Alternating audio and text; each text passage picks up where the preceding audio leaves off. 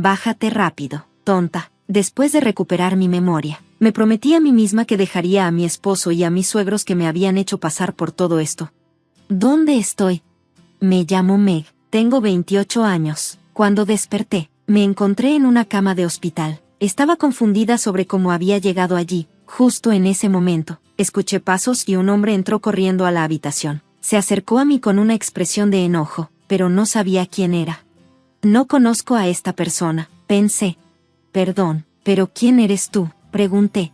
Me miró y dijo, Meg, ¿me estás tomando el pelo? Si ya estás despierta, estás bien, sal del hospital de inmediato. Estar aquí es una exageración, me estás metiendo en este lío. Sus gritos groseros me sorprendieron. Era nuestra primera vez viéndonos, y él me estaba gritando. Una enfermera y un guardia de seguridad escucharon su voz levantada y rápidamente entraron a la habitación para llevárselo. Yo seguía en shock, incapaz de moverme. Entonces, mi madre, Mary, entró al cuarto llorando. Meg, estás despierta, qué felicidad, estábamos tan preocupados por ti, dijo.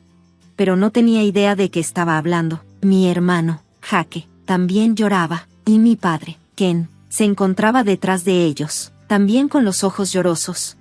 Me dijeron que me había desmayado frente a nuestra casa. Me golpeé la cabeza y sufrí una conmoción cerebral con un gran corte que necesitó puntos. No recordaba nada de eso. Aparentemente, un vecino había llamado a una ambulancia cuando sangré mucho por la herida.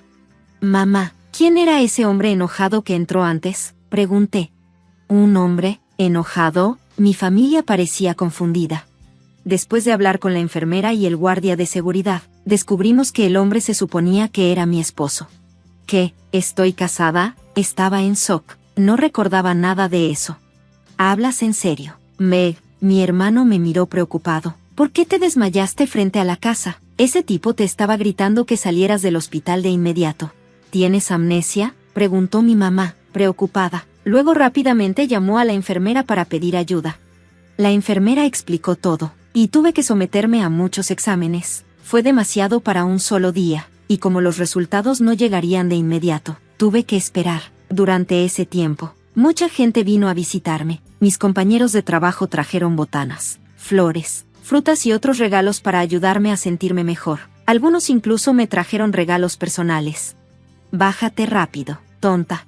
Después de recuperar mi memoria, me prometí a mí misma que dejaría a mi esposo y a mis suegros que me habían hecho pasar por todo esto.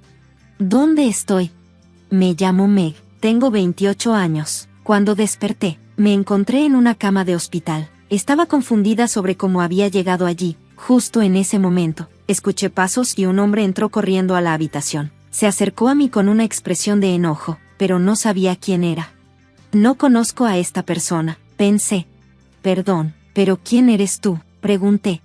Me miró y dijo, Meg, ¿me estás tomando el pelo? Si ya estás despierta, estás bien, sal del hospital de inmediato. Estar aquí es una exageración, me estás metiendo en este lío.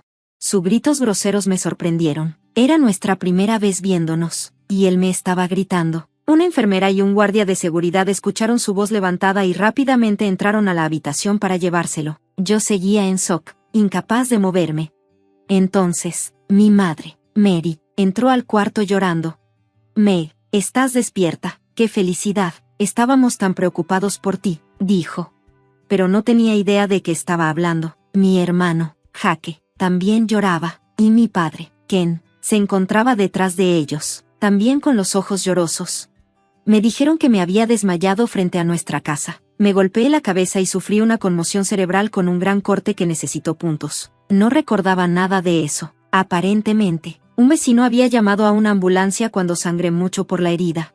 Mamá, ¿quién era ese hombre enojado que entró antes?, pregunté. ¿Un hombre enojado? Mi familia parecía confundida. Después de hablar con la enfermera y el guardia de seguridad, descubrimos que el hombre se suponía que era mi esposo. ¿Qué? ¿Estoy casada? Estaba en shock. No recordaba nada de eso. ¿Hablas en serio? Meg, mi hermano me miró preocupado. ¿Por qué te desmayaste frente a la casa? Ese tipo te estaba gritando que salieras del hospital de inmediato. ¿Tienes amnesia?, preguntó mi mamá, preocupada. Luego rápidamente llamó a la enfermera para pedir ayuda. La enfermera explicó todo, y tuve que someterme a muchos exámenes. Fue demasiado para un solo día, y como los resultados no llegarían de inmediato, tuve que esperar. Durante ese tiempo, mucha gente vino a visitarme. Mis compañeros de trabajo trajeron botanas, flores, frutas y otros regalos para ayudarme a sentirme mejor. Algunos incluso me trajeron regalos personales. Meg, hoy preparamos tu pollo frito favorito. Come todo lo que quieras. Tu papá también compró un pastel. Vamos a comerlo juntos más tarde. Mi mamá preparaba deliciosas comidas para mí todos los días, y mi papá y hermano me cuidaban mucho.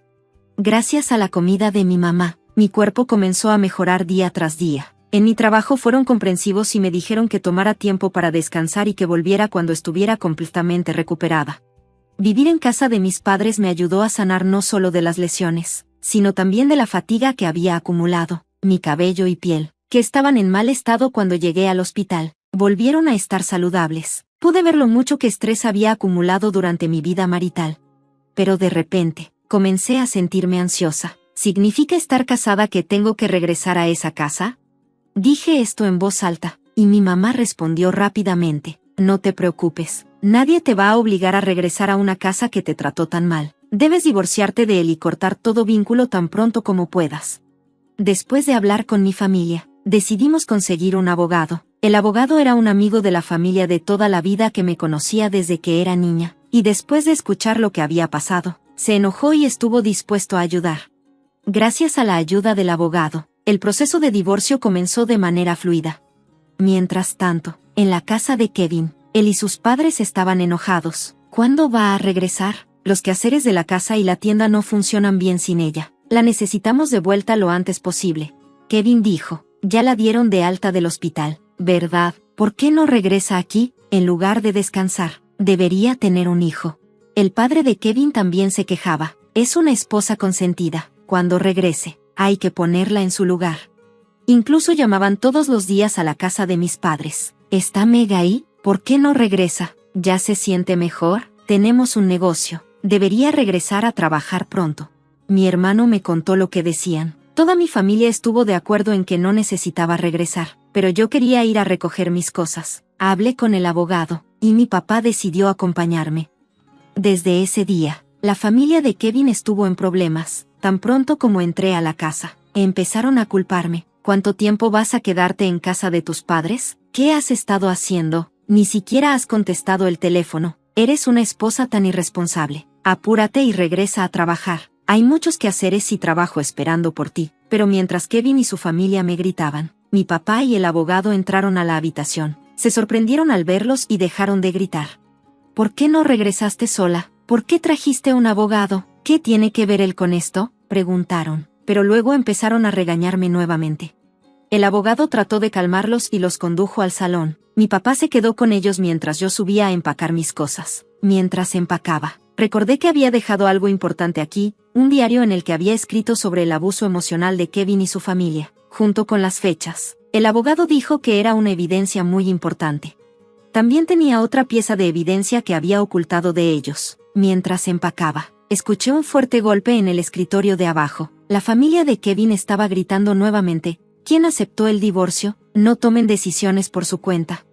Mi cuerpo se tensó con el sonido, y me agaché, preocupada. Parecía que mi papá y el abogado estaban discutiendo sobre el divorcio, y las cosas se estaban poniendo serias. Rápidamente tomé mis cosas empacadas y corrí hacia abajo. Justo en ese momento, Kevin salió y preguntó: ¿qué pasa con el equipaje? ¿No vas a regresar? ¿Eres tú la que pide el divorcio? Explícate.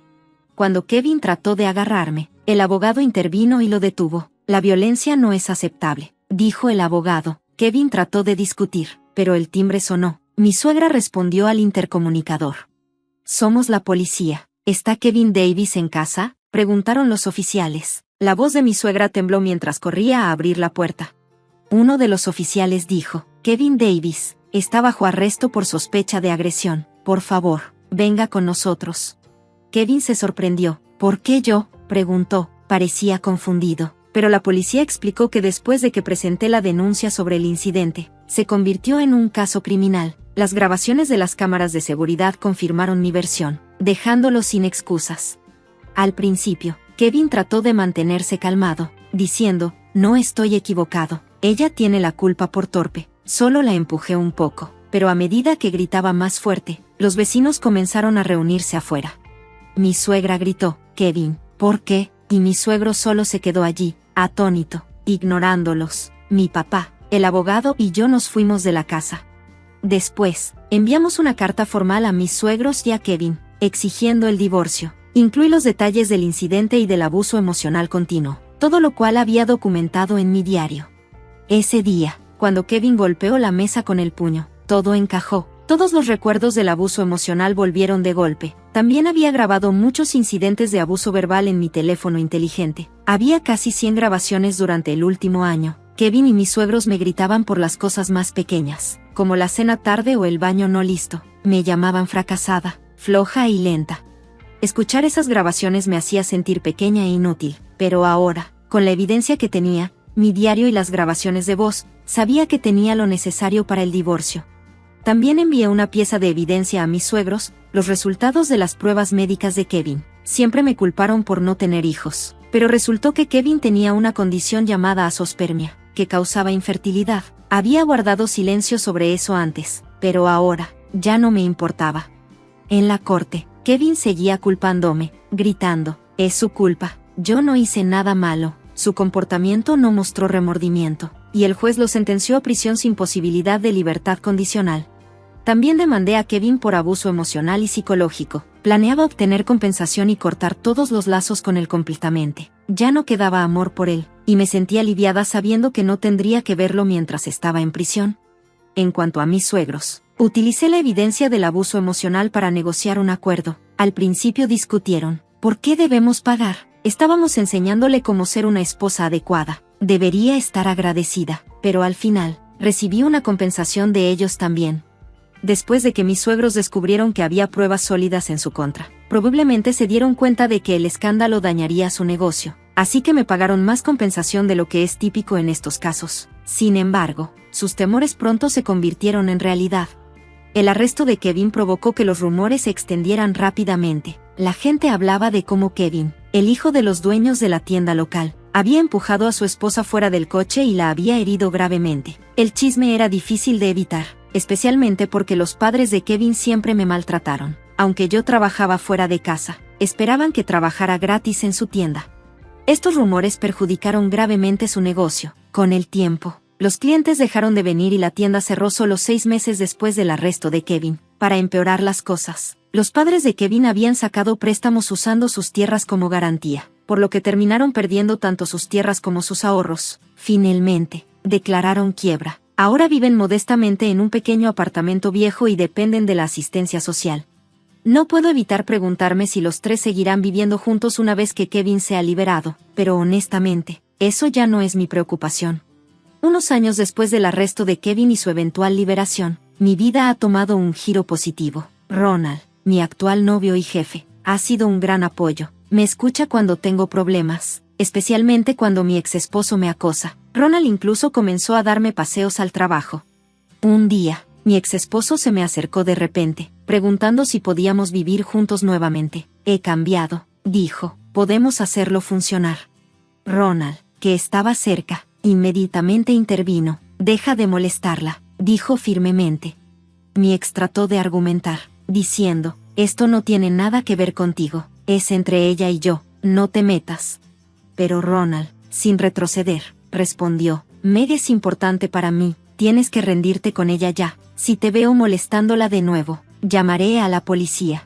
Desde entonces, no he visto a mi ex. Ronald es físicamente fuerte, con una apariencia dura, lo cual probablemente fue un buen disuasivo contra mi ex, que no era muy grande. Pero Ronald también tiene un lado suave, le encantan los dulces, lo cual es un contraste adorable con su exterior rudo.